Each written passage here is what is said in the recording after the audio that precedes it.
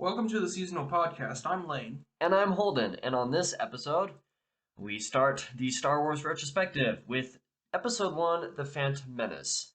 It makes sense for us to start with Episode 1 rather than Episode 4. That's how I watched them throughout as a kid. Yeah, same. We were both born in 2001. We were born post Phantom Menace. This one came out in 99. Yeah. Next one came out in 02. Then the third one came out in 05. Literally our entire lives that we can remember, these movies have existed. Yeah. So, for us, we don't hate a lot of the stuff about the prequels as much as most people do. As we've grown older, at least for me, as I've grown older, there are a lot of problems I've noticed in some of these that have definitely made me enjoy them a little bit less than I did as a kid, but because they've existed my entire life, as far as I remember, I don't hate a lot of things about these movies nearly as much as, say, anybody from, the 80s and 90s who did not grow up with these movies, who definitely, I've noticed past couple months watching a lot of people talk about different stuff, especially Star Wars related, who hate this movie. Yeah. Like, absolutely hate it. There are so many people who were fans of the original trilogy before the prequel trilogy came out that rank this as one of, if not the lowest movie. Yeah. Even considering the sequels. And I'm like, how? Like, I don't understand, but we can discuss that a little bit. It definitely more. has its issues. It does. Like, I'm not denying that. Watching it this time around, it has issues. But nothing's worse than the sequels, let's be honest. Nothing's worse than some of those things in the sequels, for sure. It's a discussion for another day. I don't know why I'm fiddling with these things. Let's throw those there. So, right off the bat, what I remember from this movie is basically that it's unfairly bashed. Like I said, a lot of people hate it. Yeah. I don't get it. I can get a lot of the stuff that people don't like, but I don't understand the amount that people dislike it. Like, it is a visceral, absolute hatred. Like, there's no redeeming qualities. And I'm like, I wouldn't say that about this movie. The lightsaber battle between Darth Maul and Qui-Gon and Obi-Wan was at the end to make that movie great, honestly. Yeah. And although I've heard a lot of people say one lightsaber battle at the end isn't worth all the pain of the rest of it, and I'm like, you can make that argument, but even I wouldn't say that the rest of it is so painful. Yeah. There are issues, but we'll talk about that as we kind of go through things. I don't agree with the absolute hate behind it, but I can understand why people dislike it for sure. I can understand it too. But... Yeah. And as I've grown older, I don't get as tired with it. I couldn't watch episode 1 more than every once in a while when I was young, because a lot of this movie is politics. A lot of this movie is technical stuff. Surprisingly enough, a lot of Star Wars, like especially the prequels, yes, surrounded around politics. For sure. Politics is definitely a major theme in Star Wars in a way that, as kids, nobody I didn't appreciate it up until recently. Yeah, but the prequels especially. But this movie, it probably goes a little bit heavy-handed into the politics sometimes. And I can definitely talk about that a little bit more. But I kind of appreciate it for what it is. It doesn't talk about real-world politics. No. It talks about and has real conversations about the political stuff that's going on in the universe of Star Wars. It kind of has to. I mean, it really does. Yeah, exactly. Politics. Like a lot of people say that the prequel is about Anakin, where this original trilogy was about Darth Vader. I think the prequels are a little bit more about Palpatine's scheme that revolve around Anakin. For example, Anakin doesn't appear in this movie for the first 45 minutes of it. Yeah, and I think that's something that a lot of people hated in theaters when it came out, was that it was supposed to be, the prequel was supposed to be Anakin's story, and he didn't show up for a while. They did well enough explaining it. But he was a kid. He can't really do much there. And I think people thought that it was hampered by making Anakin a kid. And I think they're fair not assumptions, they're fair arguments. Like, those really are. I can understand that being a problem that some people would have with this movie. But growing up with it, not a problem, because a lot of this intro stuff has to do with the politics, because we haven't even gotten to the very first scene, but it's politics. Like, the very first scene is politically motivated. It is the Senate sending Obi-Wan and Qui-Gon on a ship to a Trade Federation droid control station or whatever that's orbiting Naboo. Yeah. Basically, negotiating with them for something. I don't know the exact purpose, but it's a negotiation because the Trade Federation, what they're doing or what they're planning to do, technically isn't legal. Yeah. Because what they're wanting to do is to be able to get signature, some consent from Queen Amidala, the Queen of Naboo, giving them the right, technically, to basically invade Naboo and use it for their own purposes. So there's a lot of politics oriented there, but the negotiations basically don't happen because I don't know what species they are. There are so many species in Star Wars, but the bad guys are immediately like, "You guys sent 2 Jedi. What the fuck?" Yeah. And then they lock the Jedi and try to kill them, not knowing that, Jedi are much cooler than that. But I found the one line, like this was a note that I made early on that I never noticed, was the one guy being like, "As you know, our blockade is perfectly legal." And I'm like, sure, if you're having to say that, it is definitely legal. Yep, 100%. And then these are a couple things that I think are definitely going in the movie's favor. Qui-Gon and Obi-Wan are great. Yes. Liam Neeson as Qui-Gon, fantastic choice. Even though he was only in this movie, not the other 2, which everybody knows this. It's not spoilers. Honestly. The movie came out in, what year was it? 22 years ago. It came out in 99. If you're getting spoiled right now, that's on you. Yeah, so I might put a little note on screen maybe, but we'll see. The main thing is, Qui-Gon is great. Liam Neeson is epic. And Obi-Wan is really cool. He's a favorite character. He's one of the things that everybody loves about the prequels. I don't know if I've ever met anybody who doesn't like Obi-Wan. Yeah, Obi-Wan is loved by everybody. Ewan McGregor is my man crush. Let's just put it that way. Ewan McGregor is awesome. And I didn't notice how much of a difference in age he looks between this movie and Attack of the Clones. There's only a 3-year difference in release, but he looks like he grew probably 8 years or something like that. Well, part of it's probably the beard, but he looks so young in this movie. I forgot he didn't have a beard in episode 1. Yeah, he doesn't. He has the Padawan braid and whatnot. He looks really young. Somehow they managed to make him look so much older in episode 2, and they kind of had to because it is like 10-year difference. Yeah. Was it 10-year difference? I'm pretty sure. I've always understood it to be 10-year. And he's a Padawan. Yeah. So. But either way, Obi-Wan looks surprisingly young in this movie, but because he's a Padawan, it makes sense. It works. Yeah. He's young. It works. So, and that's kind of when anybody who knows the original trilogy knows that this is Palpatine playing double fiddle here in the beginning, because he's talking to the Neimoidians. I think that's the race. I might be wrong. Real Star Wars nerds are going to kill me, but but I'm pretty sure that that's what they are. But because Palpatine's talking with them, is you realize right from the get-go that he's playing double fiddle, because you know that he's the Emperor. You just know that he's the Emperor from the original trilogy. Yeah. I think maybe people watching these movies as they came out were putting things together, because I don't know if he was ever referred to as... Was he ever referred to as Palpatine in the original trilogy? He might have been. I don't remember. It's been way too long since I've watched them. He might have just been referred to as Sidious. Probably. I don't remember, but he's probably referred to... that hood or whatnot. Yeah. And so it may have taken people a little bit, depending on how the original trilogy was, for people to figure out that Palpatine, the Chancellor, or who would become the Chancellor, because he's not the Chancellor yet.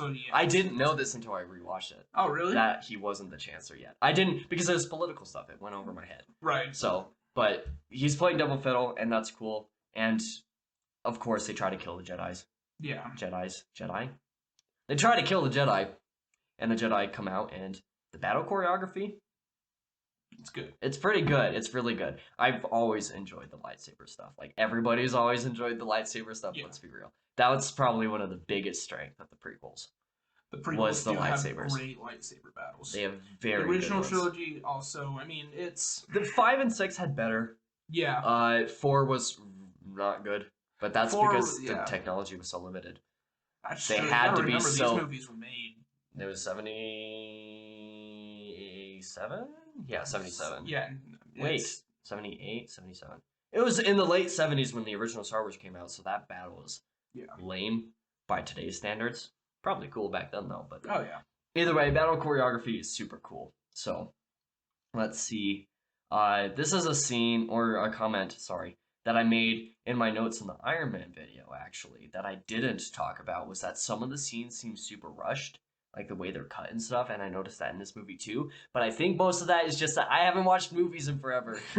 So I'm kind of getting used to the format. I've been used to reading a lot of books the past couple months. Right. A lot more long form. They have a lot more room to work with, so that's just something that I wanted to point out. So, there's that. Yeah. This, I already made this sequence here. So what happens is, what does happen? The Jedi try to get into the main area, control center, whatever it is, where the Nemoidians are, and they're just like, this is impossible! And whatever they're saying is just like, yeah, it's crazy. This is getting out of hand, and whatnot. So, this happens and the destroyer droids come in. Those are iconic. Oh, yeah. Like, something else that I've always loved from these prequels is the droidicas. They look dope as fuck. Although Lego sets can never seem to emulate them very well. Yeah. Very random. Whatever, that's fine. I forget how it is that they come off the Trade Federation. Oh yeah, that's right, because they zoom off and force speed away.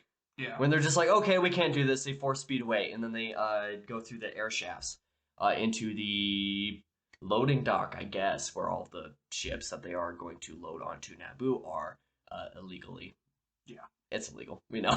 It's highly illegal. So they stow away onto some of those and then get dropped onto the planet.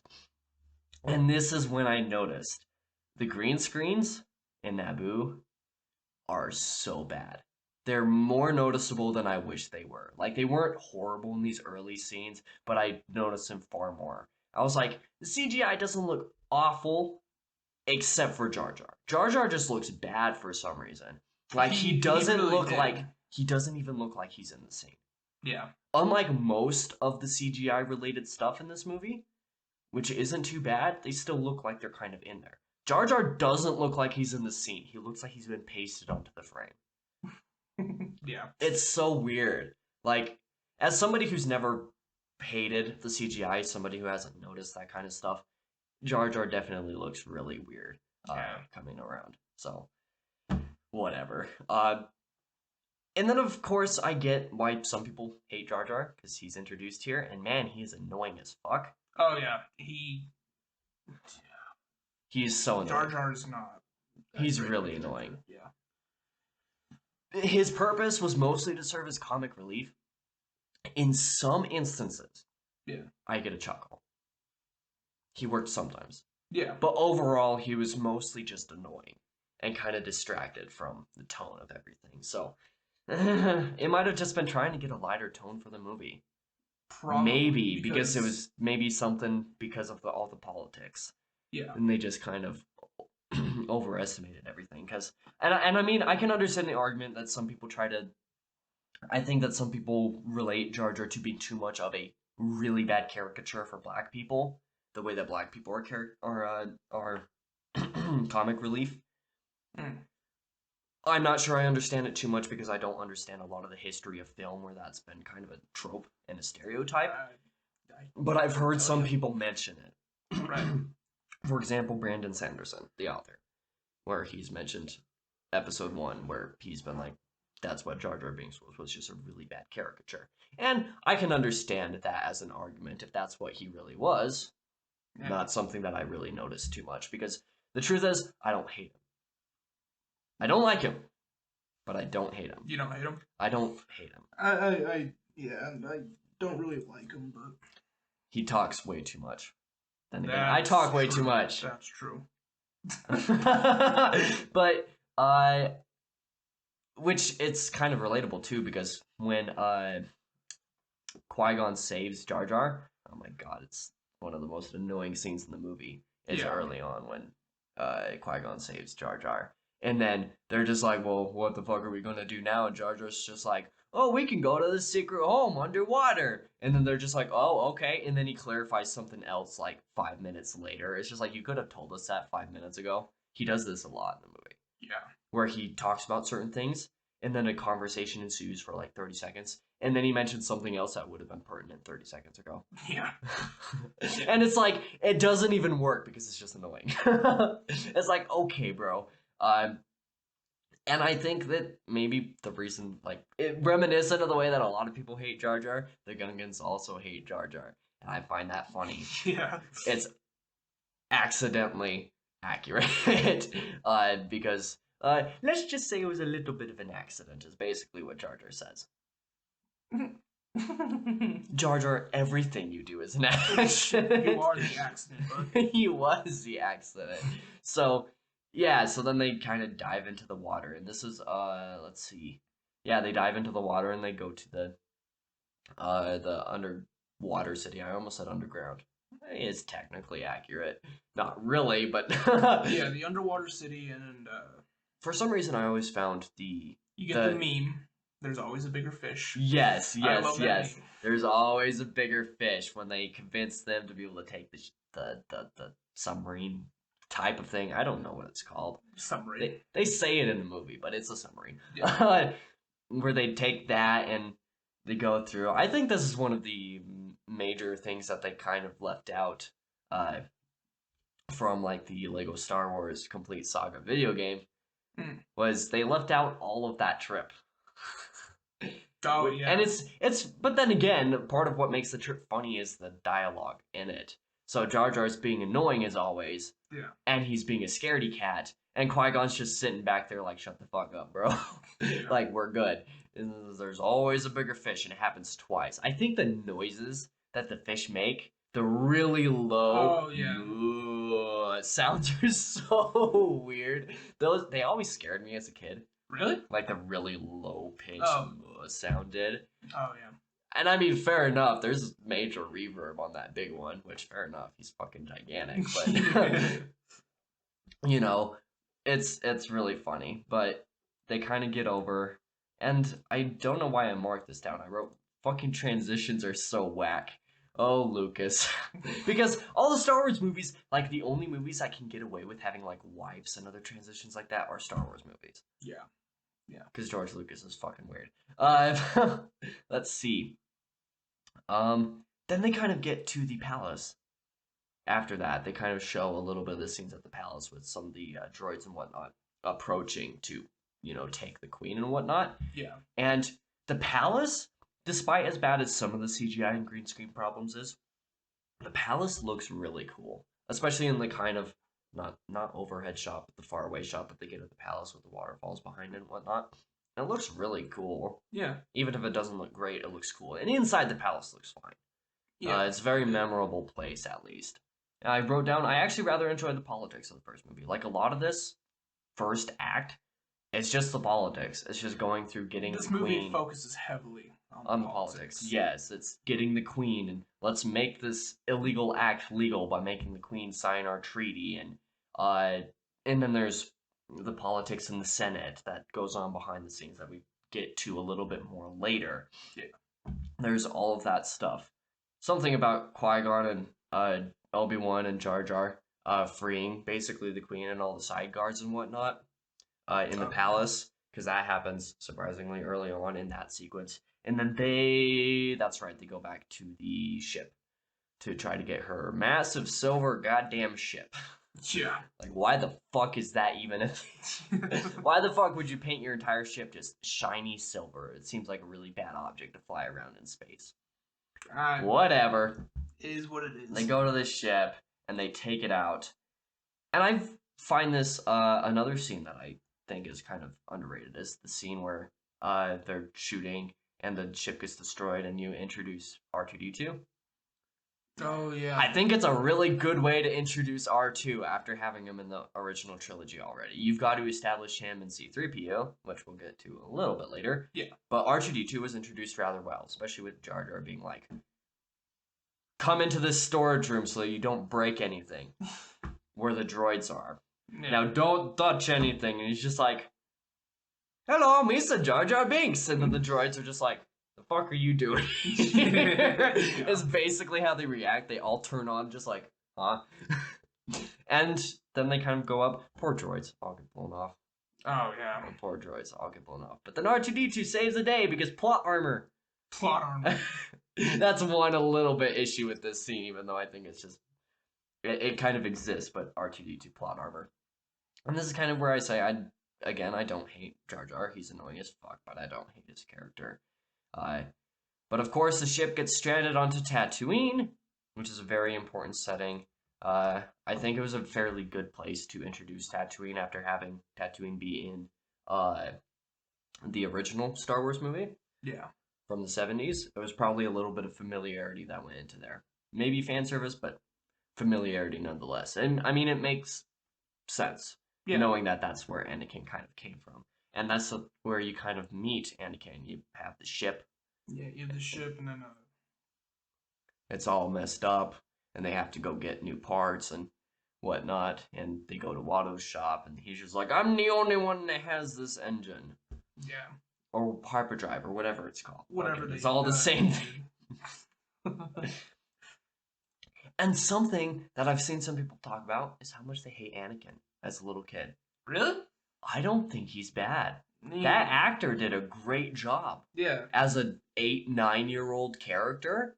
Yeah. That's what an 8-9-year-old character would do. He's just talking to Padme the entire time. Just kind of being the way that children are. That's just like talking about different stuff and continuing to go on. It's slightly awkward. Kids are slightly awkward. Newsflash. But it's what kids do. It's what kids do. Yeah. I never thought that Anakin was a bad character. When I discovered that some people hated young Anakin, I was like, do you hate him because he's young and you didn't want him to be young in this movie? Or do you hate him because you thought the acting was bad? Because acting isn't bad. No. It's really pretty decent, actually. But even the dialogue fits him as well. Yeah. Like, just the way that he's talking to Padme after Qui-Gon goes off with Watto to go see the hyperdrive and stuff. Yeah. It works. Like, it just works for me. I will never understand the hate for Anakin as the kid. But then again, I also have a huge soft spot for Anakin in general.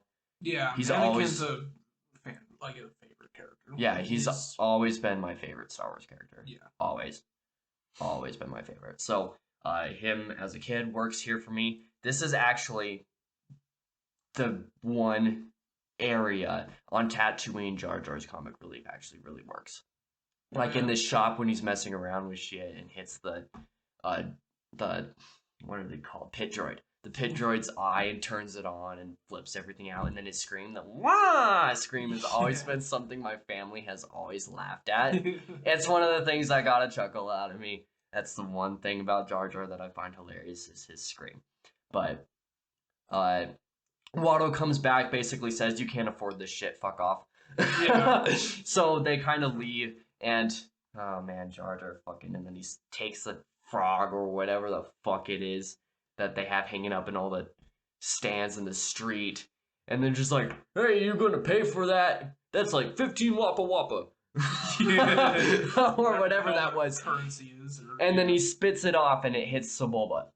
I think that was a good way to introduce Sebulba, actually. Yeah. And then have Sebulba kind of like assault, in a way, Jar Jar. And then Anakin's there for some reason. I can't remember why he was there. He wasn't escorting them anywhere at that point in time. No, Not yet, anyway. Or maybe he was. No, it wasn't yet. It was after this. Because Anakin's there for some reason. Just like when Qui-Gon comes back, he's like, your friend here was causing trouble with Sebulba, and kind of explains the guy. Alright, sorry about that. Random phone call, nothing important. So, it'll be cut out. It'll be cut out, yeah. It was cut out if you're watching this. But I thought that was a great way to introduce Sebulba's character. Just to know that he has a rivalry. He has a rivalry with Anakin in pod racing. a pretty good, subtle way to introduce the character. It wasn't subtle. I'm not going to say subtle. It wasn't subtle. But it was a good way to introduce. Yeah. Because then you know that... you kind of know that there's going to be something there in the movie. Yeah. You know that there's going to be something there. Because otherwise they wouldn't make such a big point of it. Right. At least I wouldn't think so. And then eventually the sandstorm's coming. And Anakin's just like, you guys can't get back to your ship. Come on, go to my place. And he's a little kid. It makes sense for the little kid. Yeah. Let's be real. This all makes sense for Anakin. I don't know why people hate this, but it makes sense to me. Oh, something that I thought was funny was they get to the house and they kind of introduce each other to, like, his mom and whatnot. And then they eat and stuff. And then they get onto the topic of pod racing, and Anakin's just like, I'm the only human who can do it. And then, fucking Qui-Gon's just like, you must have Jedi reflexes if you race pods. And then he proceeds to use his own Jedi reflexes to stop Jar Jar's tongue from snapping at one of the apples. Oh, yeah. He's just like, you must have Jedi reflexes if you race pods. Don't do that again. Lets it go. And I'm like, you tipped your hand there, because then Anakin's just like, are you a Jedi? And he's just like, what would make you think that? You have a laser sword. What if I killed a Jedi? You can't kill Jedi. Yeah. And I'm like, you know what? That's a fair conversation. I do think it was kind of funny that he didn't use the Jedi powers right then. I don't know if he was trying to hide it or not. Maybe he was just so fucking annoyed at Jar Jar, which... Like, don't make me turn to the dark side, because I'm about to choke your ass out, bro. Pretty much. Like, honestly, I would not want to have Jar Jar as company. I don't know why they dealt with him. I think it was just plot reasons why they dealt with him. I think that's it. And then after they hated him so much, they decided to not use him in episodes 2 and 3. Yeah. He was just kind of there in the back burner. It was basically all. And again, Anakin's heart is so, like, blissfully ignorant and beautiful. Like, he has such passion for different stuff. He talks to everybody. He really likes Padme, you know. Yeah. Like, it all works. I think people having the argument that it's creepy for Padme to be that old and then, you know, be talking to the kid like that. And I'm like, it's just a normal adult person speaking to a little kid like a little kid. Sure, it kind of gets a little bit weird once you get into episode 2. Yeah. But that's a different conversation. This is just Padme being a young queen talking to a young kid. Yeah. That's basically that. Like, to be a child would... I don't know... again, I don't know what the talk about Anakin is. I have zero problems with this character. It's basically it. And this is where you start to have a lot of conflict between Padme and Qui-Gon. Mm. Because the Queen, which is one of Padme's decoys, because Padme is actually the Queen. Yeah. One of the decoys is just like, I trust your judgment, she says to Qui-Gon. So Qui-Gon does all this shit that Padme fucking hates. And she's just like, I don't like this. The Queen wouldn't approve. And then Qui-Gon's just like, the Queen trusts my judgment. and then Padme, like, humps over like a little kid, and one of them just like, well, I don't approve. And it's like, you know, fair enough, because you can't exactly reveal that you're the Queen right now. Yeah. And it seems like a little kid thing to do, but like at this point in time, she's like 18 or 19 years old. She's kind of still a kid. Yeah, she's a queen. Because you're 18 doesn't mean you're magically I mean, technically an adult, but it doesn't mean you know anything. Yeah. Like, it doesn't. It makes her character a little bit more personable in that way, because she's a queen, but she's still young. And she doesn't understand a lot of stuff quite the same way. So it's like, the Queen trusts my judgment. Or, like, the Queen doesn't need to know. Yeah. And Padme's just like, but I'm the Queen, and I don't like this. Fuck you. And it was like, the Queen insists that you take one of her handmaidens. Yeah, okay. Yeah, that's basically how it works. So, and I mean, she's a teenager, and it works for it. Or works for it. What the hell is English? It works well for me. But then, after Anakin having discussed the pod racing and stuff like that, and Qui-Gon basically telling them that they can afford the hyperdrive, Anakin's just like, we can enter in this race. You can use my ship. I can pilot for you. And Annie's mom is not liking it. Well, of course not. She's not liking it because she's like, I don't like it when you race. I die every time you do it. And you know what? Fair enough. She's a mother. Yeah. She doesn't want her kid to do that. Especially when he's the only human that can pod race. That's nerve-wracking as fuck. Yeah. And especially when you know what she knows, that Anakin wasn't even born through a father. Regardless of how you feel about that. That's another thing that I can understand people not liking. We'll get to that in a minute. But this is kind of when Anakin introduces his pod. One of the notes that I made, the CGI on Annie's pod looks really bad. From the far off scenes when Qui-Gon and Shmi are talking to each other, and there's a camera angle from the back end looking on the pod. The pod literally looks like in a video game if your textures didn't load in. It looks like the colors of where the texture should be on top, but the textures didn't load in. Yeah. It looks like if you had a desert ground, like with different colors of brown, but then the actual sand texture didn't load in. That's what his pod looks like, and I found it so funny. I was like, this looks like low texture graphics in a video game. Nothing super bad, but I definitely noticed it this time around. And like similar to what I said earlier, Anakin's heart being like ignorant and whatnot. Yeah. In a childlike way. Any sense of wonder is also like infectious. Like I sometimes wonder. This was something that I wrote as I like kind of wrote that line in my notes watching the movie. Maybe some of the reason I don't hate Anakin is because I kind of see myself in him. That's fair. Being a little kid who obsessed over everything, and being a little kid who was autistic, there are a lot of characteristics that are displayed in Anakin, like the talking and the obsession, and some of his character traits, the way he has a sense of wonder about everything. Everything is so fucking cool. And I mean, kids are like that anyway, but the way that Anakin displays some of those things specifically really relate to the way that I kind of felt that kind of stuff and related to it personally as a kid. So I wonder if part of that reason I don't hate him is because I see me in him. And maybe that's part of the reason I loved his character. That makes sense. Like, maybe that's why adult Anakin has always been my favorite Star Wars character. Is because I always saw myself in the kid. Yeah. And also thought that the adult was cool and kind of wanted to be cool. Yeah. So that makes sense. I don't hate Anakin. Like, I just love him. I say it so goddamn much. At this point in the movie is when Maul gets to the Tatooine. And God, I think Maul is such an underrated character. He was underrated up until the Clone Wars. Yeah, I haven't... Clone Wars show. Yeah, for sure. Because now he's like a fan favorite for everybody. Yeah, because I haven't seen the Clone Wars at all. So that's something that's definitely a major blind spot for me. And I was always somebody that was like, Darth Maul didn't survive that at the end of episode 1.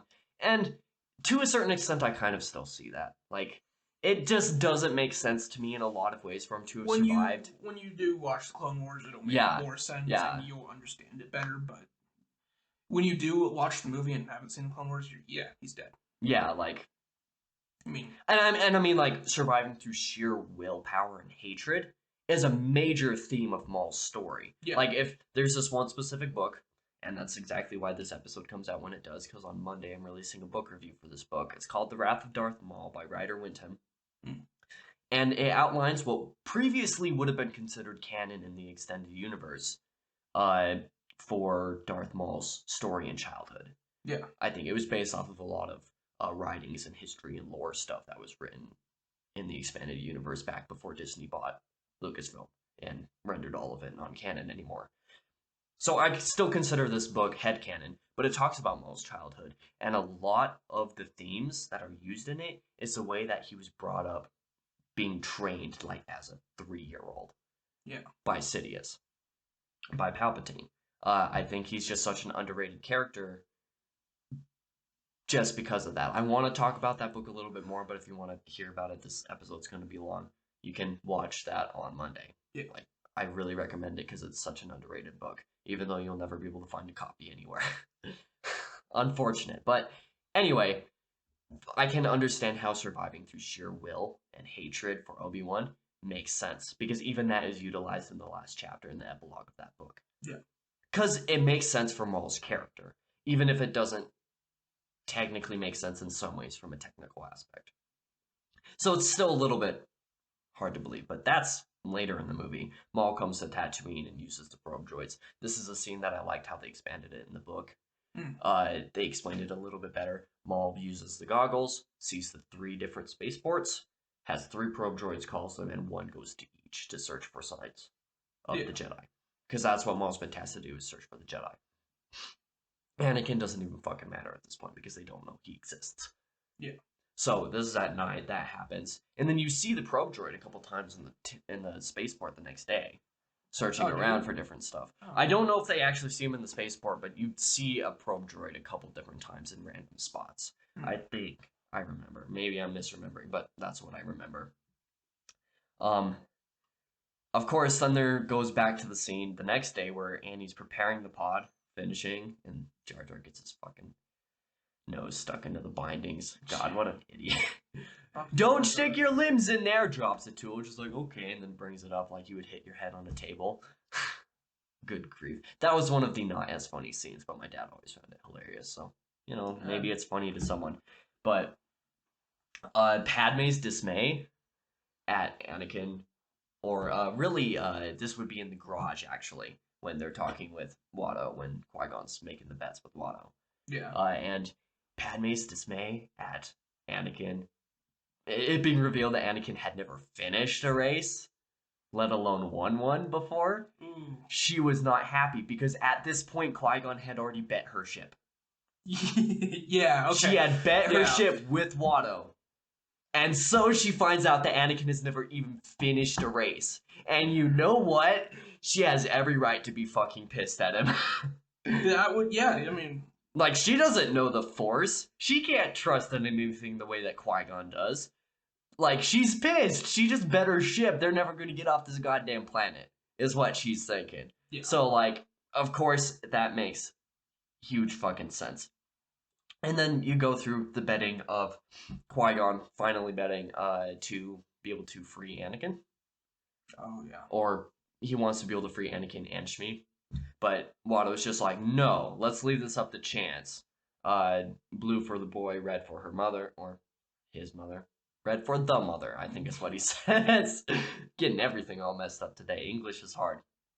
And he rolls it, and then Qui-Gon uses the Force to do Anakin, because he knows that if they need one of them, it'll be Anakin. Yeah. So, fair enough. It works. And I think it was pretty good ideas to string together, considering that the first time that they meet Watto basically says, you can't, use the Force here. Nothing influences me, only money, is basically what he says. You can't use your Jedi powers here, only money is basically what influences everything. And being a planet run by the Hutts, makes sense. Gambling is everything. So for Qui-Gon, Jesus Christ, that was a truck. But for Qui-Gon to use that knowledge and use it against him to bet a lot of stuff that would also really harm him but would destroy Watto was a pretty nice idea to be able to throw in there for Qui-Gon's character, at least, that I liked. Let's see. Yeah, and this is where I say, I wonder if Qui-Gon is legitimately oblivious to Padme being the Queen of Naboo. Like, I don't know if he actually knew this. Because I don't know if it ever showed a reaction for him when she reveals herself on to the Gungans later. I don't think so.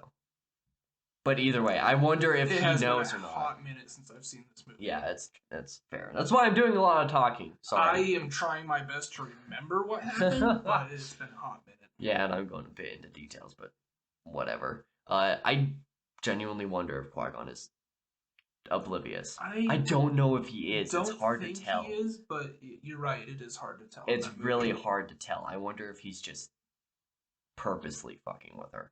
Yeah, I mean, that's also an option. That's a possibility. I mean, he fucks with the Council, the Jedi Council. He specifically disobeys the code sometimes when he feels it necessary. Yeah. I don't know why he wouldn't just mess with the Queen if he knew she was the Queen. So who knows? Either way, this is where this pod racing scene happens. I've always loved this scene. It's a good scene. It's a really good sequence. Yeah. Really good sequence. It spends a little bit of time with it, but I think it works. Like, it's paced well enough. Yeah. And Having Anakin false start, pretty tense.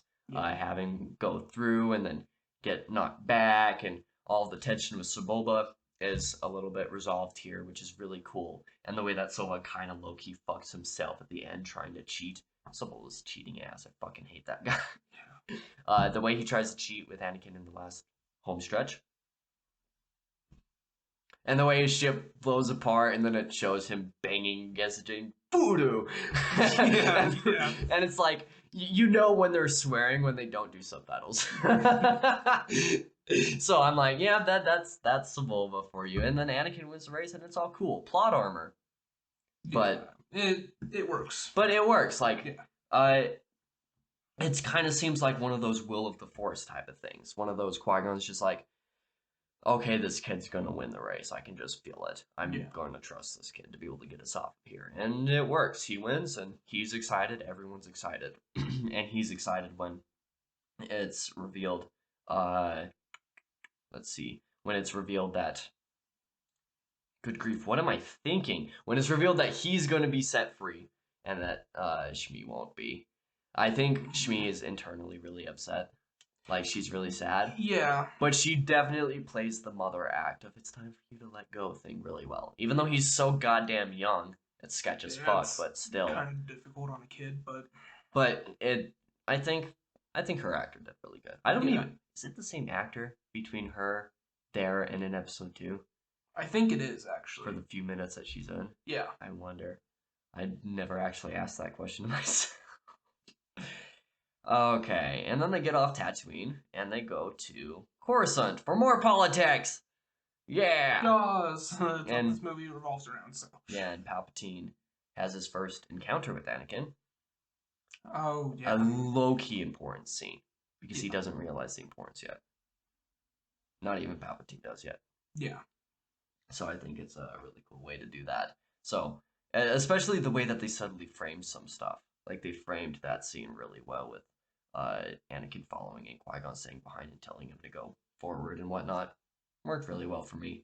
Let's see. So, okay, this is not really off topic, but wasn't Palpatine's master still alive in this movie for a certain point?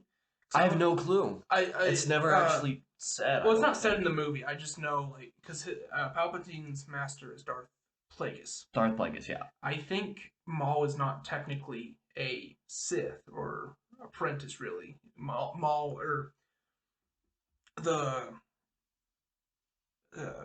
Sidious, Palpatine was training Maul in secrecy. And then towards, like, it's at some point in the movie, Palpatine does kill his master. But then, Darth Maul dies. It might happen in the movie. It might happen just before. Because based on the book, the Darth Maul book, which is, again, really good. I love it so much. By this point, Sidious has appointed Maul as his apprentice in the book. Because there's a couple scenes on a different planet and some really important stuff that would take like an hour to talk about, which is why the review exists. That kind of goes into stuff, and there's a scene that happens in that book where Sidious is just like, congrats, you're finally the actual apprentice. Because the way that he gets Maul to defeat him with a training saber that Maul didn't know about, he was like, kill me, basically. Kill me after Maul was super weak after surviving a lot of shitty situations for a while. A real big test type of thing. Right. After Maul finally proved himself, Sidious is just like, okay, now you're my apprentice. So I would assume that somewhere in this time frame of, some months or years or something like that, just prior to the movie or whatever, would probably be around that time. Yeah. So there's that. I've forgotten the reason that they came back to Coruscant, or at least one of Qui-Gon's purposes was for to be able to ask to train Anakin. Yeah. Because he had tested Anakin's blood on Tatooine and found highest midichlorian count of everyone, including Yoda. This is something I can understand original Star Wars fans hating. Because it kind of undermines some of the importance of some of the Force and whatnot in the original trilogy. Right. Again, not something I've ever hated. It just kind of exists. It's there. it's there. Yeah. Because it's never really used again. Yeah, I don't think so. I don't know if it's ever used again, even in this trilogy. It's not. If it is, it's really not anything major. It's nothing important, so. But yeah, it's something I can understand. But they take Anakin because Qui-Gon wants to train him. Yeah. But he's like too old at this point. He's too old, yeah. And attachments or something like leaving. Yeah. Where it's the spiel of there's too much fear in your heart. Fear leads to anger. Anger leads to hate. As I've gotten older and rewatched the prequels, I can see the hypocrisy of the Jedi. Yes. And why Anakin. For sure. I can understand. As you get older, you realize that the Republic is actually low-key fucked. Yeah. Really not as fucked as the Empire. But there's a lot of problems with it. Yeah. Especially with the Jedi. Oh, yeah. There's a lot of problems with the Jedi that you can really dig into if you're getting into the lore of the series. Because it is low-key fucked. Yeah. And alongside that whole sequence is also Padme with Palpatine trying to get support from the Senate against the Trade Federation to basically be like, hey, this is not legal. Yeah.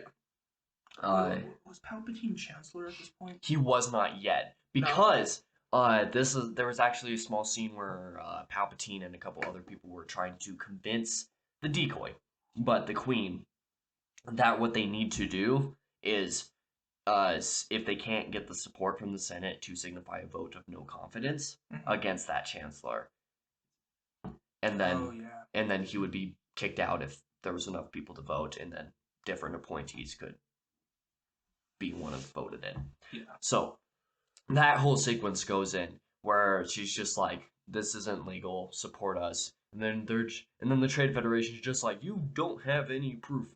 And then she's just like, "Since you guys won't listen to me, I, request a vote of no confidence." And I'm like, you know what? Fair enough. Yeah.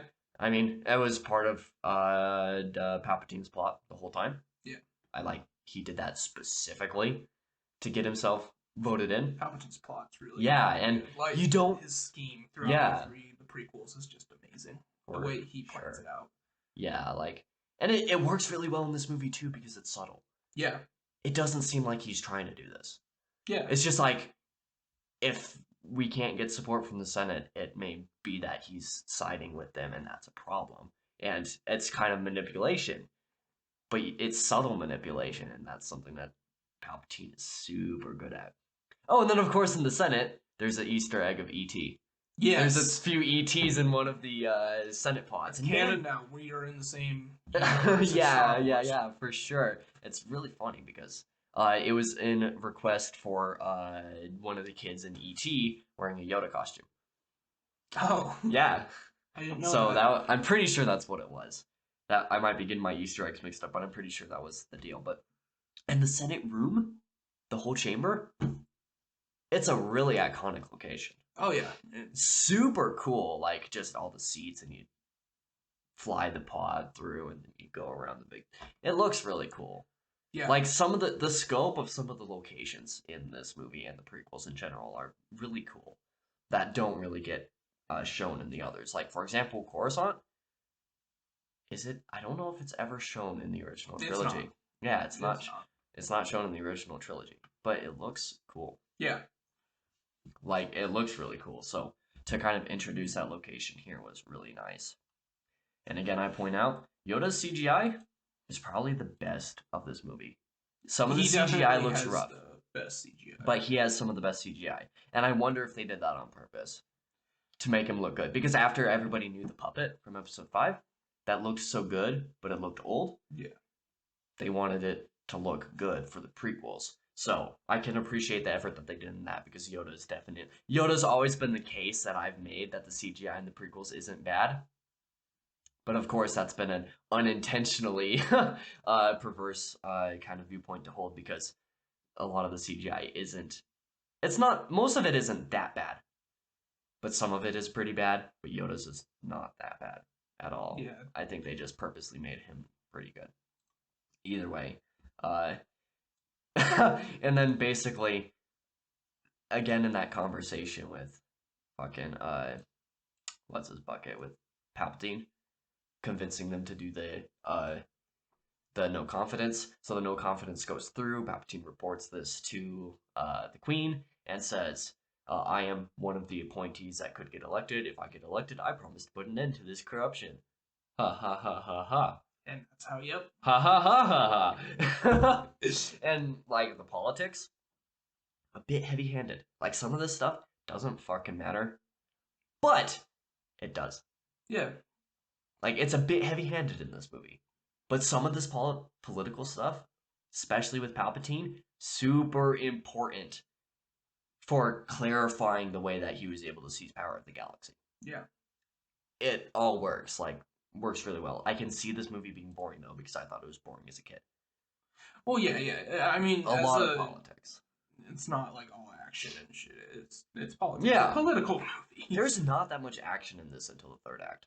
Yeah, not until the end there. Yeah, yeah, like outside, like the pod race isn't even really an action sequence. It's just it's faster paced and it has more going on than the other sequences. But for the most of the first two acts outside of the opening, there's nothing happening in this movie but politics. Yeah. Which, now that I think about it, makes it even better to me in a way because... Well, yeah. Because the fact that I can still enjoy the movie well enough and understand what's going on and appreciate it for what it is without it being too heavy-handed in most areas is really impressive to me. So there's all that. And then, of course, Anakin not being able to be appointed or be able to be trained because he's too old and... Didn't matter too much anyways. Qui-Gon was going to train him no matter what. Yeah, exactly. And Qui-Gon was having a discussion with Anakin, and he was like, I don't want to be a problem. And then Qui-Gon's like, you won't be any. Little did Qui-Gon know, Anakin would, in fact, be a problem. He kind of helped kill all the Jedi, but you know what?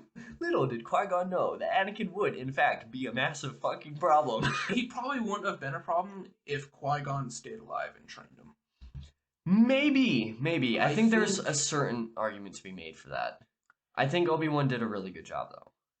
A lot of the issue was Anakin was fucked out of his mom. He cared way too much. He was way too old. He had the attachments. That's exactly why Yoda didn't want to train him. Yeah.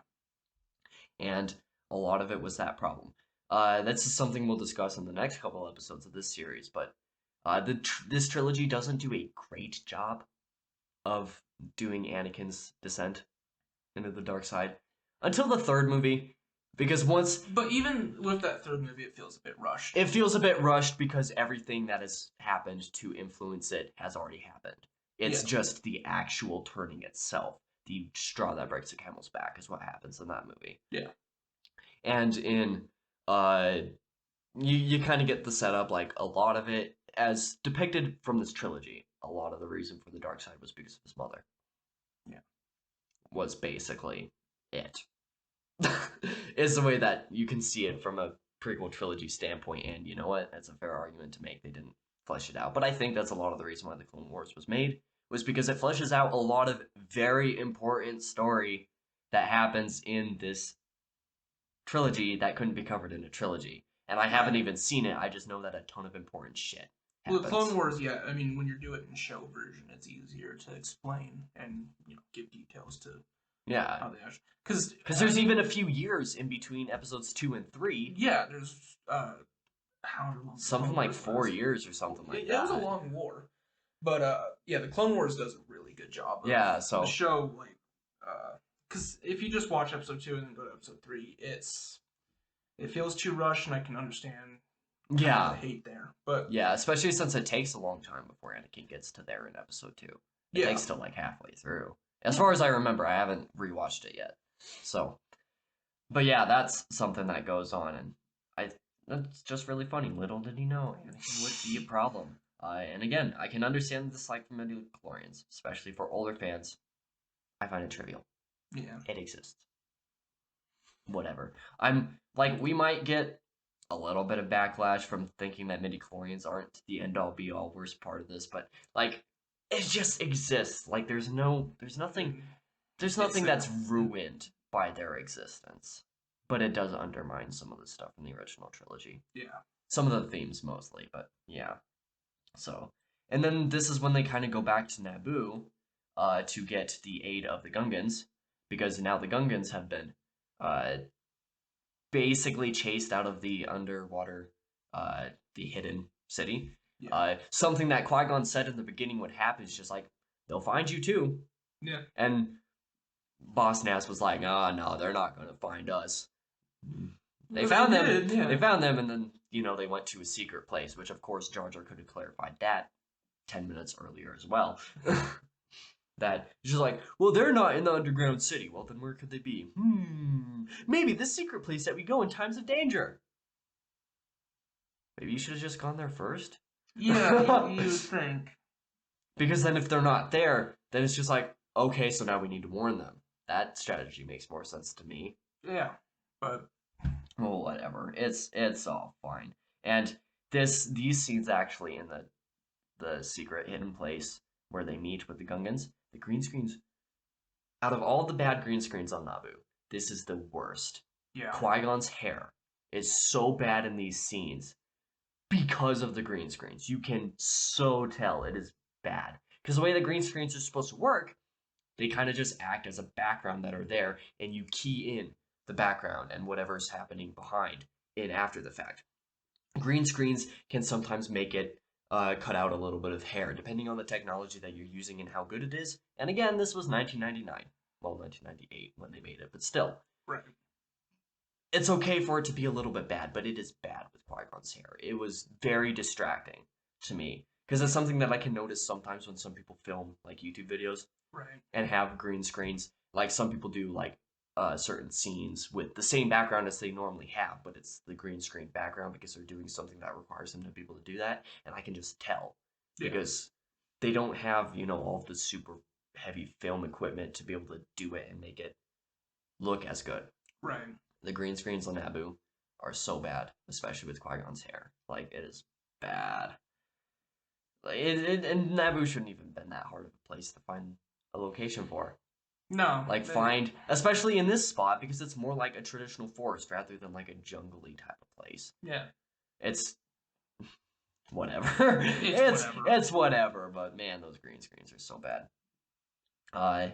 And this is kind of when you get into the scenes of more of the politics with Palpatine and Maul, sending Maul to Naboo. I wish Maul got more screen time. I just love Maul's character so much. This is something, like, the Attack of the Clones episode is probably going to be a little bit longer, because there's a lot that I could talk about between Maul and Dooku. Yeah. About different arguments for either one. But in this movie, Maul definitely didn't get enough screen time. He was so cool. And the makeup, so good. It was pretty good. So good. He looks really fucking cool. That's a lot of why he's my favorite Sith. Like, he just looks so cool. I'm definitely of the argument that he should have been the one in the rest of the trilogy, that he shouldn't have been killed. For the trilogy, for all intents and purposes, he was killed. In the first movie, I think he should have never been, that something else should have happened, and that he should have been in episodes 2 and 3. But that's arguments we can talk about in episode 2, because there are arguments for why Dooku should have been in episode 1 and Maul should have never existed. True. But we'll get into that next time. Either way, I love Maul. I wish he had more. So, let's see.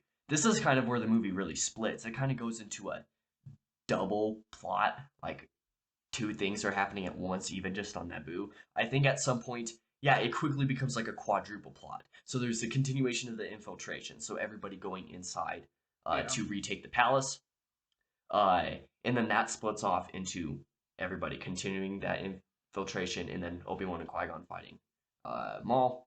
Then there's the Gungan battle, and then there's the battle up at the droid center. Because they go through the whole palace, and then Anakin gets in the ship, and Anakin takes off to space. And they take off to space. Yeah, and I don't know why the fuck that was an autopilot. This is what doesn't make sense to me. It's on autopilot, but why is it already taken them there? Like, there's nothing in the programming that would tell them to take it up there. I don't know. Maybe it's based on the fleet, and there's something about them that's just like all the fleet has this location in mind. So maybe, I don't know. It doesn't make sense. The fact that it was on autopilot and it just took Anakin there makes no sense. it just happened for plot reasons. Yeah. That's the way that I'll put that. But I did really like the way that they split the plot into 4 different things happening at once. I think that the editing was perfectly fine. None of the scenes, to me at least, rewatching it, seemed like they were rushed or whatever. Like, I think the Gungan battle scenes were a little bit longer than they needed to be, particularly since a lot of the outcome of that battle was just what happened up in the droid command station, which was another plot that was going on. But it was just cool that they had all that going on and it all worked. Like, the waves of the droids, especially coming out of the machine. That's cool, yeah. It's cool and terrifying. Like, you see that shit, and they're all just standing there, like hundreds of them in a line, and they're just like that. And then they press the button in the ship to turn them on, and then they all stand up, and it's like, yeah, it's no good. No good. Yeah, it's definitely really terrifying, so. And then Jar Jar, what a beautifully ugly fucking idiot piece of useful plot maneuvers I put here. Shit. Because that's basically what he is. They appoint him to fucking captain for some reason. I forget what he did. But they appointed him to a captain in the army, I guess. Fair. But I think it was because of the way that he cultivated the friendship with like Qui-Gon and everybody. It might have been that, and the way that, you know, they didn't see the Gungans as less or beings or anything like that, because Padme was just like, I genuinely request your help. I want us both to live in peace. Right. So that was kind of cool. But then they appoint Jar Jar to captain for no reason when he was exiled literally 2 seconds before. Yeah. Like, that it didn't make sense, but whatever. His comic relief here is kind of funny. It is legitimately funny because it actually helps. Yeah. It unintentionally works, which is funny. To me, at least.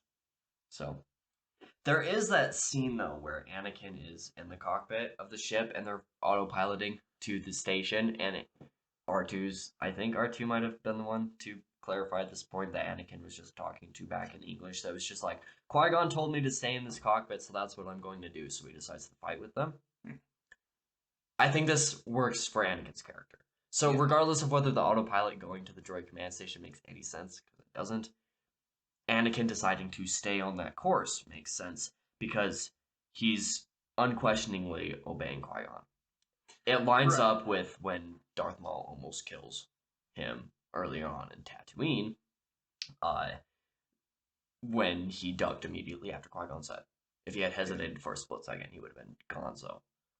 Can you imagine if Darth Maul did? Yeah, like where would have Star Wars ended up going? Like the war and like literally nothing that happened in any of those 9 movies would have happened if Anakin died. Yeah. None of it would have happened. Except for maybe Palpatine taking over the galaxy, but it would have been accomplished through very different means. Yeah. So, like because on Tatooine, Maul's only purpose was to kill the Jedi. That's what he was commanded to do, at least based on the book. He was commanded to kill the Jedi. Anakin did not exist.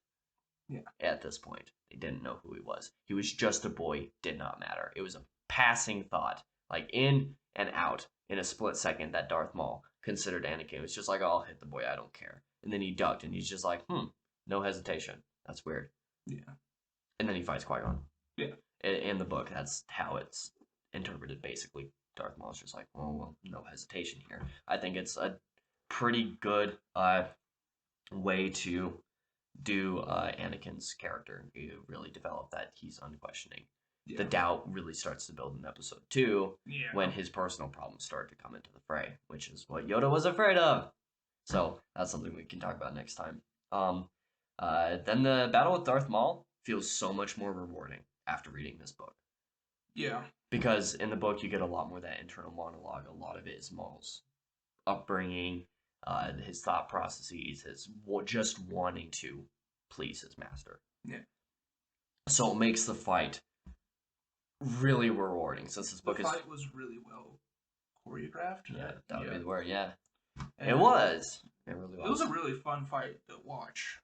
Double-bladed lights. It's the only double-bladed lightsaber in the series that it takes place in a fight in the 9 movies. I think. In the movies, yes. In the 9 movies, it's the only double-bladed lightsaber that's Clone used. Wars, different story. Yeah, so that's kind of cool, too, but to see what's it. cool is, in the lore, the double-bladed lightsaber was more or less seen as a Sith artifact. Yeah. And even then, Sidious was kind of questionable to Maul using it, but... Yeah, although, in the book, anyways, Sidious basically gave him all the technology to be able to do it because it suited his fighting style, is how it's clarified. It's, okay, you get to build your lightsaber, and then he does it double blade. It's just like, it fits his fight style. Yeah. Sure. So, I like getting a little bit of that. So I am kind of excited to talk about the Clone Wars just because of Maul. I want to see what they do with this character, even though I don't like the animation, but that's fine. I'll get over it. I'll get over it for the story. Like, the battle is good. The power generation chamber? Yeah. Very good setting. It's really cool place to hold the fight. And the lightsaber choreography, again, is really good. Especially the way that it's a lot more laid back when Maul's fighting with Qui-Gon, because Qui-Gon's old and getting weak. This is something that's pointed out in the book a couple times, where Maul's just like, I can feel him getting weaker. He's getting tired. And then Obi-Wan's stuck behind the shield, and he kills him. One thing I didn't understand in the movie as a kid is, like, why were the shields there? I can't remember. I think, like, the book... just them closing and an opening like that, it's like... It seems like plot armor just so Qui-Gon don't get killed and then Obi-Wan can come in. And it's like, I don't understand why they're there, though. It does seem like plot reasons. I think the way the book said it, because it was very brief, I think it's something to do with the way that something happens inside the chamber, because it's something with the power generation. It's probably, some technical thing. It's some technical thing, but then I have to question, well, then why is it okay for them to be in there fighting? Maybe it's like a kind of, I don't know exactly what it is. Yeah. I know it's, like, briefly mentioned in the book, but I don't understand the full reason. It is a good setting, but it does have a couple questions with it. But when Qui-Gon gets killed, and then Obi-Wan comes out of the chamber, and the fight gets really intense, and Obi-Wan's angry, and Qui-Gon's just like, yes, use your anger. In the book, it's his thought process. He's just like, yes, use it. Like, use this, even though the Jedi tell you not to. Yeah. So... it's kind of cool to see Obi-Wan subject himself to that when he doesn't in the other movies, because he's grown in the other movies. Obi-Wan's really good at not showing much anger. Yeah. He's upset at his master just dying, and he's like, I need to kill this fucker, is basically what happens. And you can definitely feel it. Like, that's basically it. And then the infiltration plot is still going on. I don't have anything else to say about the infiltration plot. It works. It's whatever. Although, at the very end of it, when they get almost to the chamber, I don't know if this was intended or not. I don't think it was. But in the plan, and then they get surrounded, it's just like, okay, put down your weapons. And then they do, and then they get taken to the chamber where they retake the chamber and threaten the Nemoidians. And it's like, was that intentional, or was that just you trying to get to the chamber faster in the movie, like, post-production? Yeah.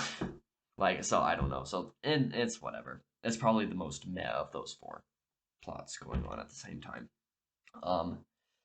Again, I'll clarify, Maul's riddance is really sad to me because I really like the character when she was in the movies. And it is a little bit weird to have it happen the way that it does. Because in the movie, Obi-Wan's there, and then he flips over, and Darth Maul turns all the way around and is standing there for like a second while Obi-Wan.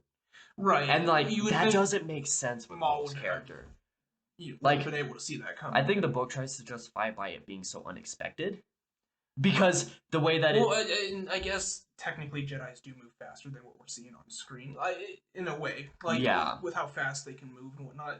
They didn't do a good job showing it in the movie, but I'm sure in that sense it could be moved too fast and or Maul turned around right as Obi-Wan sliced him, so... I think one of the things that it says in the book that it mentions is a clarification with how Maul specifically thought about. He was like, because he notices Obi-Wan looking through the wall, basically. Yeah. It's just like, what is he staring at? And this is when Obi-Wan's feeling for Qui-Gon's lightsaber. And then when he flips over, Darth Maul has the thought, I forgot the lightsaber, basically. Yeah. I forgot about the other lightsaber.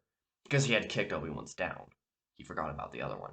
So then Obi-Wan flips over and he turns around. I still think it could have been better done in the movie where, like, maybe he cut him in half the other way, but then that would have been impossible for him to live.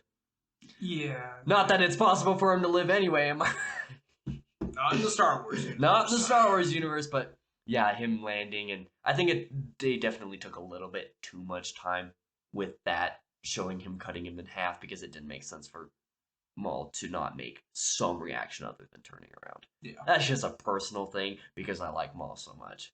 That's a personal nitpick there. Fuck, I got spit on my laptop.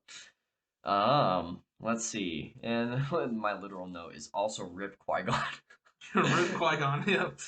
And man, that ceremony makes no goddamn sense because everybody should be retching and throwing up. That is flesh and hair burning.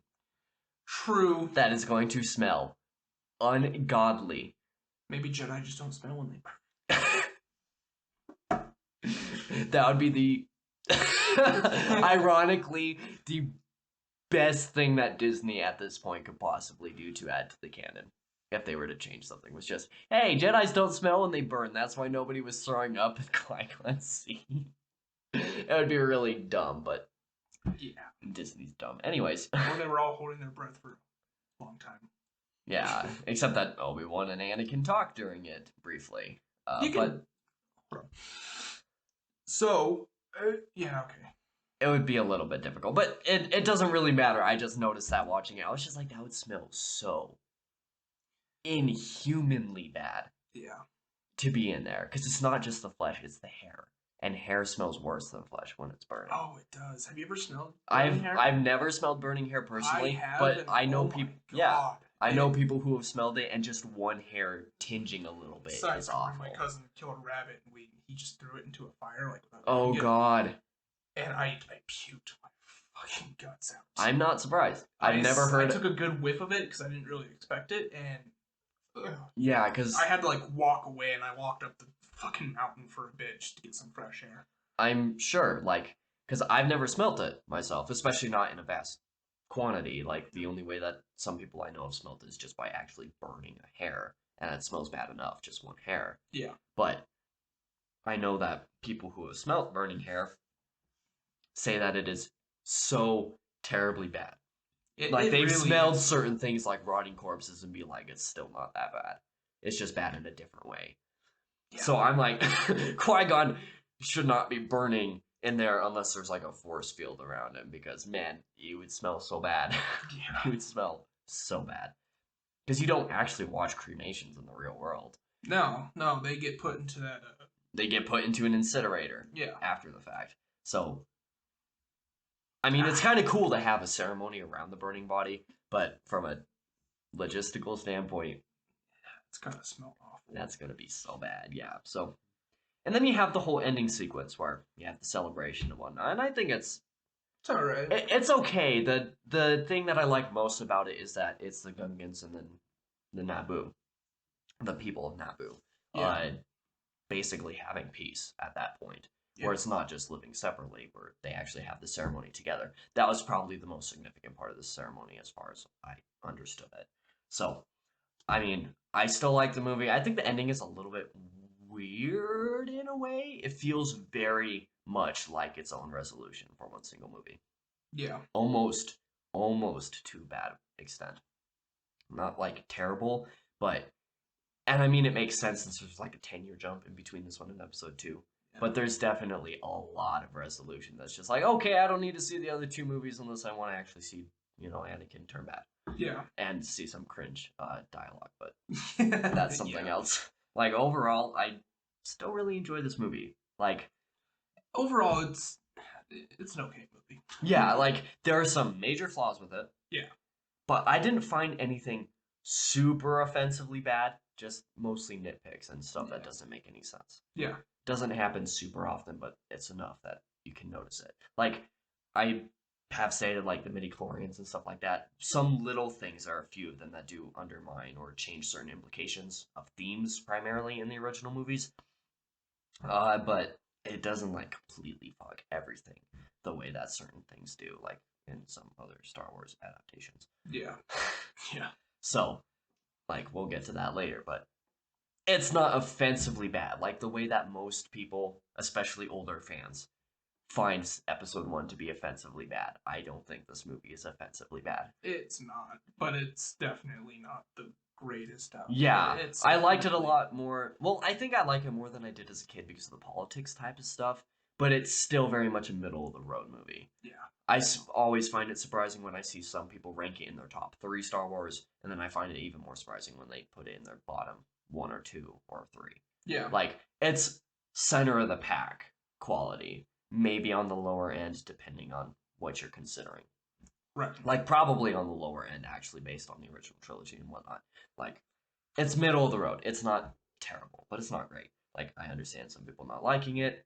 I understand some people hating certain aspects, because there are some aspects that are like, okay, if I was born in, the 80s or 90s and was a fan of the original movies coming out, and then this one came out, I can see why they'd be pissed off if they had to wait that long for this movie. Yeah, and I've seen some people criticize it because George Lucas doesn't know how to write or direct, and it's like, George Lucas wrote the original trilogy, and he directed the very first one. He knows how to write and direct. There were just some decisions that he made that he wasn't told to back off on. Yeah. Because he was such a big name now. Like, I can understand the argument of they just didn't want to talk back to Lucas because he was such a big name. Sure. But you can't just blame it all on George Lucas because he's the reason the original exists as well. Yeah. Like, that's just my general argument. I don't hate it, the movie. I don't understand absolutely hating it. I think if Iron Man, as we discussed last week, was like an 8 out of 10, I would probably put this as probably like a 7 out of 10. Because there are some major flaws in it that definitely bring down its quality. 5.5, maybe 6 out of 10. That's fair. Yeah. And especially if you clarify the way that you rank. I'm definitely a lot more forgiving with stuff. The way, like, I find 7 out of 10 to be average. The way that 7 out of 10 would be average in the school grade rating. Right. Although, technically speaking, 5 out of 10 would be average. Yeah. To me, a 5 out of 10 is bad. If it is below a 5, it is not worth watching. That's the way that I see ratings. That's why I find number ratings to be kind of arbitrary. My average is like 7 to 7.5. If it's 7.5 to 8.5, it's better than average. If it's up to 9, it's good. But then if it's 9 to 10, it's either a fantastic movie or a perfect movie, even if it has flaws. Like, nothing's perfect, but it's perfect to me. That kind of stuff. If it's below a 6, then it's bad. If it's below a 7, it's not good. If it's below a 6, it's bad. If it's below 5, it's not worth watching. 5.5 from 6 for me. It's definitely not the. Yeah, it's not fantastic. It's definitely not something I'm gonna put on repeat and watch. Oh no, absolutely not. Especially with all the politics stuff. Once you've seen it a couple times and understand what's going on, you can appreciate it, but it's not amazing. So that's definitely something. And especially since I'm older, if I was younger, I'd probably give it somewhere around the same rating if I was using the same scale, but it would be for different reasons. A lot of the politics stuff is what brings it up for me. Right. Because a lot of those subtle implications, with Palpatine's plot and stuff. Stuff like that really makes the implications of this movie good, even if the bad stuff is not great at all. So, yeah, that's basically the review. This went on a lot longer than I anticipated. Both of these reviews went on almost an hour and a half. Yeah, almost an hour and a half. So, basically, if you enjoyed us mostly me rambling for this one.